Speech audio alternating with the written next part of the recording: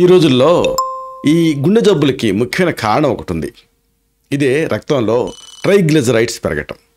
ఒకవేళ మీకు ఈ లిపిడ్ ప్రొఫైల్స్ ఓవరాల్గా పెరిగినా, దాంట్లో మరీ ముఖ్యంగా ట్రైగ్లిజరైడ్స్ పెరిగితే గుండె జబ్బుల రిస్క్ ఉంటుంది. కాబట్టి దీన్ని తగ్గించుకునేటువంటి పద్ధతుల్ని, మెయిన్గా ఆయుర్వేద చికిత్సా వ్యూహాల్ని ఈ వీడియోలో మనం తెలుసుకుందాం. మిత్రులారా నమస్కారం. నేను మీ డాక్టర్ చిరుమామిళ్ళ మురళీ మనోహర్. ఈ వీడియోలో చాలా ముఖ్యమైన విషయాన్ని మనం తెలుసుకోబోతున్నాం. ట్రైగ్లిజరైడ్స్. ఈ ట్రైగ్లిజరైడ్స్ పెరిగినప్పుడు గుండె జబ్బుల రిస్క్ ఉంటుంది. కాబట్టి వీటిని న్యాచురల్గా ఎలా తగ్గించుకోవాలి? చాలామంది మళ్ళీ దీని గురించి స్టాటిన్స్ ఇలాంటివన్నీ వాడుతూ ఉంటారు. దాంతో మళ్ళీ ఒళ్ళు నొప్పులు లాంటి సైడ్ ఎఫెక్ట్స్ వస్తూ ఉంటాయి. అలా కాకుండా ఆయుర్వేద చికిత్సా మార్గాలు ఏమిటి, వీటిని మనం తెలుసుకుందాం. ఎందుకంటే ఈ మోడర్న్ డే సమస్యలలో ఇదొకటి. ఈ జీవన పద్ధతులు మారిపోయాయి. వేగంగా మారుతున్నప్పుడు ఈ ట్రైగ్లిజరైడ్స్ అనేవి చాలా ఎక్కువగా పెరిగిపోతున్నాయి. దీంతో క్యాజువాలిటీస్ పెరుగుతున్నాయి. అయితే దీనికి లైఫ్ లాంగ్ డ్రగ్గింగ్ కాకుండా సహజంగా ఎలా తగ్గించుకోవాలి? ఇది ఒక ముఖ్యమైన విషయం. రక్తంలో ట్రైగ్లిజరైడ్స్ స్థాయిలు ఎక్కువగా ఉండటం వల్ల చెప్పుకున్నట్టుగా గుండె సంబంధిత సమస్యలు అనేవి పెద్ద సమస్య కింద, పెద్ద ముప్పు కింద మారిపోయాయి. దీంతో అనేక ఇక్కట్లు కూడా వస్తున్నాయి. అయితే ఈ ట్రెడిషనల్ ఆయుర్వేదిక్ మెడిసిన్ ద్వారా, ఈ సహజమైన పద్ధతుల ద్వారా ఈ ట్రైగ్లిజరైడ్స్ని కంట్రోల్లో పెట్టచ్చు. అంటే ఇది ఒక ఆయుర్వేదిక్ మెడిసిన్స్ ప్రత్యేకత, లేకపోతే ఈ మూలికల ప్రత్యేకత ఏమిటంటే ట్రైగ్లిజరైడ్స్ని మాత్రమే తగ్గించడం కాకుండా ఓవరాల్గా హెల్త్ని కూడా ఇవి ప్రసాదిస్తాయి. మరి అసలైన విషయం ఏంటంటే ఈ ట్రైగ్లిజరైడ్స్ని తగ్గించడానికి ఆయుర్వేద చికిత్సా పద్ధతులు ఏమిటి, ఆయుర్వేద మూలిక సమ్మేళనాలు ఏమిటి, వరుసగా తెలుసుకుందాం. ఎందుకంటే ట్రైగ్లిజరైడ్స్ని కనుక కంట్రోల్ చేయగలిగితే అప్పుడు హార్ట్ అటాక్స్ని కంట్రోల్ చేసేటువంటి అవకాశం ఉంటుంది. కాబట్టి ఈ హెర్బల్ సప్లిమెంట్లు, జీవనశైలిలో మార్పులు, అలాగే డీటాక్సిఫికేషన్ ట్రీట్మెంట్స్, ఈ మొడాలిటీస్ తోటి దీన్ని కంట్రోల్లో ఉంచవచ్చు. ఈ అన్నిటి అప్లికేషన్స్ తోటి అన్నిటినీ కలిపి వాడటం వల్ల లైఫ్ స్టైల్ మోడిఫికేషన్స్ ప్రధానంగా అడాప్ట్ చేసుకుంటే గుండె జబ్బుల ముప్పును తగ్గించుకోవచ్చు, గుండె ఆరోగ్యాన్ని పెంచుకోవచ్చు. అయితే ఈ ట్రైగ్లిజరైడ్స్ని న్యాచురల్గా తగ్గించేటువంటి సహజ చిట్కాలు, వీటిని మనం తెలుసుకుందాం.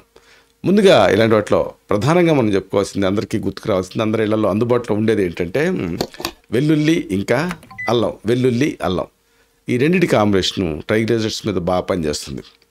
ఈ వెల్లుల్లిలో ప్రత్యేకత, దీన్ని కొరకటం వల్ల అల్లిసిన్ అనే ఒక పదార్థం రిలీజ్ అవుతుంది.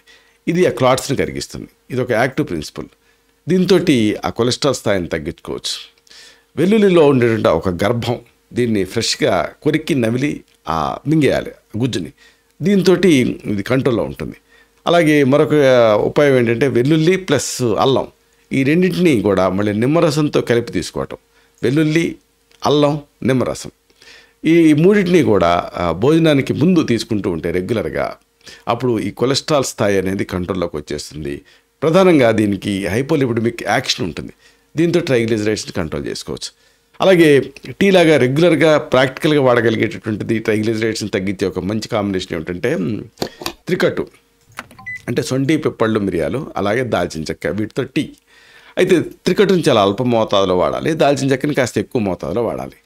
అంటే ఏమిటి, 1/4 టీ స్పూన్ త్రికట్టు చూర్ణం తీసుకోవాలి. సొంటి, పిప్పళ్ళ, మిరియాల కాంబినేషన్. ఇది ఆయుర్వేద మూలికలు అమ్మే షాప్లో దొరుకుతుంది, ఆయుర్వేదిక్ షాప్స్లో కూడా దొరుకుతుంది.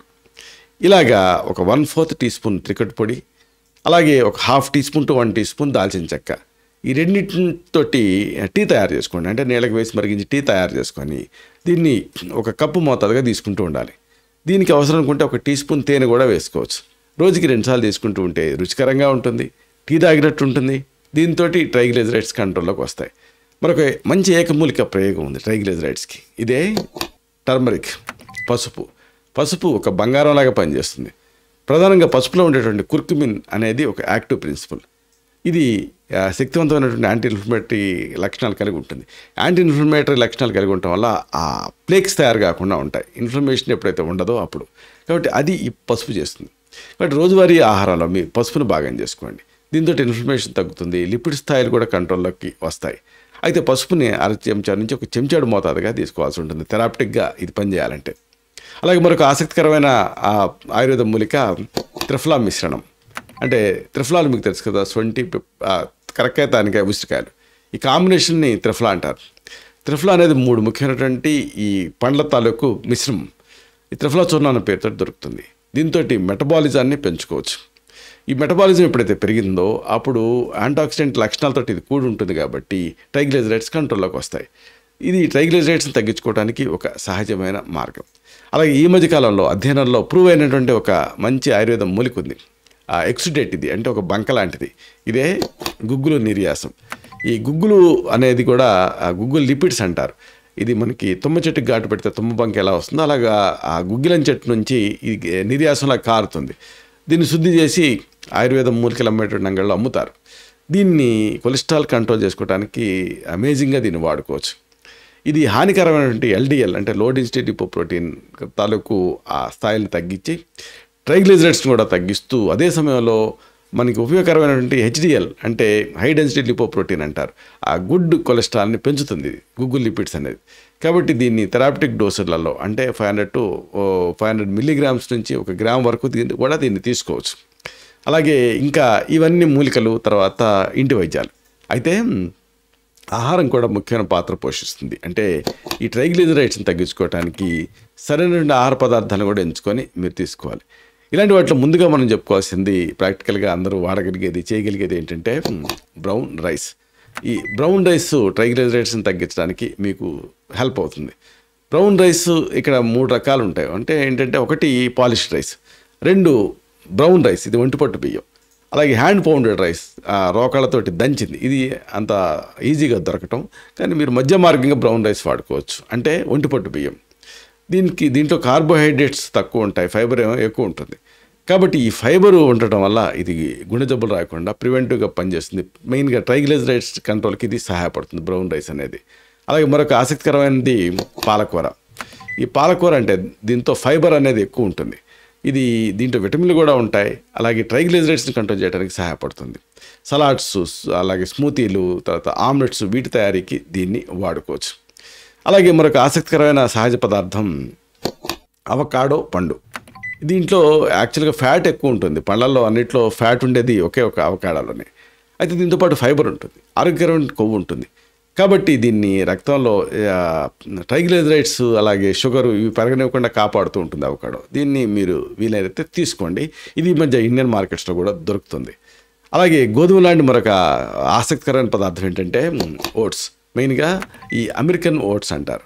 ఈ అమెరికన్ ఓట్స్ లేదా ఓట్స్ ఇది కూడా హెల్ప్ అవుతుంది మీకు ట్రైగ్లిజరైడ్స్ని కంట్రోల్ చేయడానికి. దీంట్లో ఫైబర్తో పాటుగా జీర్ణక్రియకి సహాయపడే అనేక అంశాలు ఉంటాయి. రక్తంలో చక్కెర స్థాయిని కంట్రోల్ చేస్తాయి. ట్రైగ్లిజరైడ్స్ని కూడా ఇది కంట్రోల్ చేస్తుంది.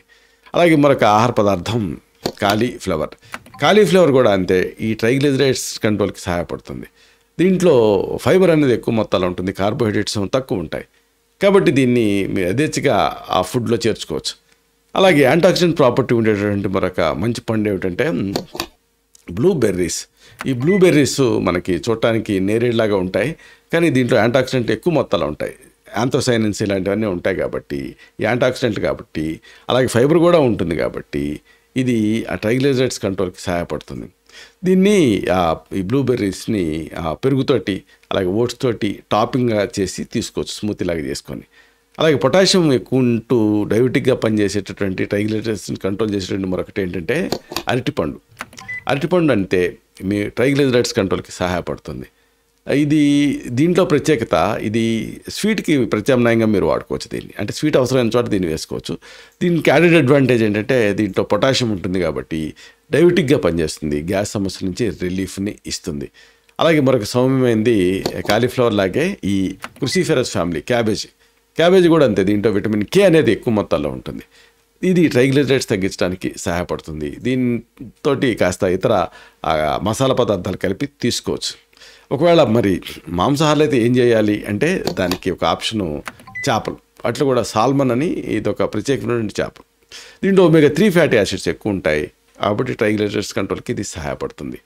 అలాగే మామూలుగా రోజువారీగా ఏదైనా నూనె వాడుకోవాలంటే ట్రైగ్లిజరైడ్స్ ఎక్కువ ఉన్నప్పుడు ఏది బెటరు అంటే ఆలివ్ ఆయిల్ అనేది ఒక మంచి ఆప్షన్. ఆలివ్ ఆయిల్ అనేది ఆరోగ్యకరమైన కొవ్వులు ఉంటాయి, దీంట్లో యాంటాక్సిడెంట్ కూడా ఉంటాయి. దీన్ని సలాడ్స్కి వాటికి కూరగాయలకి టాపింగ్ కింద దీన్ని వాడుకోవచ్చు, అంటే పైన చల్లుకోవచ్చు. అలాగే మరొకటి ఫైబర్ ఎక్కువ ఉండేటువంటి కూరగాయ ఏమిటంటే బీన్స్, అలాగే పొట్టుతో కూడినటువంటి పప్పులు.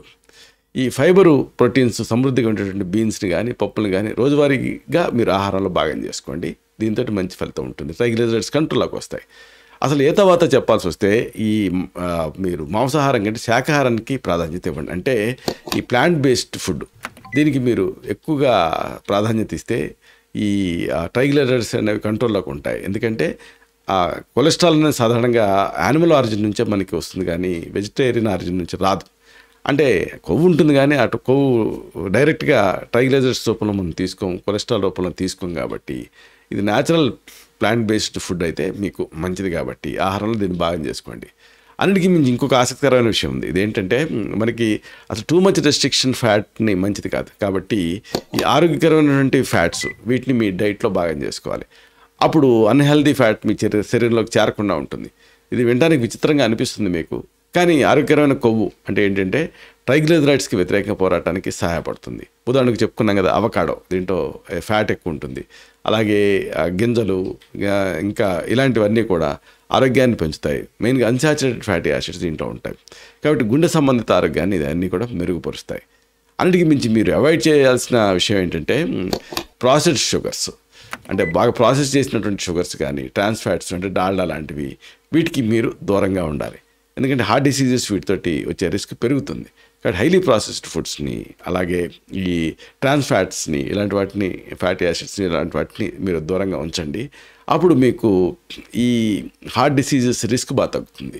అలాగే పంచదారకు బదులుగా తేనె, బెల్లం ఇలాంటి సహజ తీపి పదార్థాన్ని వాడితే కూడా హార్ట్ డిసీజెస్ రిస్క్ తగ్గుతుంది. ట్రైగ్లిజరైడ్స్ని బాగా కంట్రోల్లో ఉంచుకోవచ్చు ఇలాంటి వీటితోటి.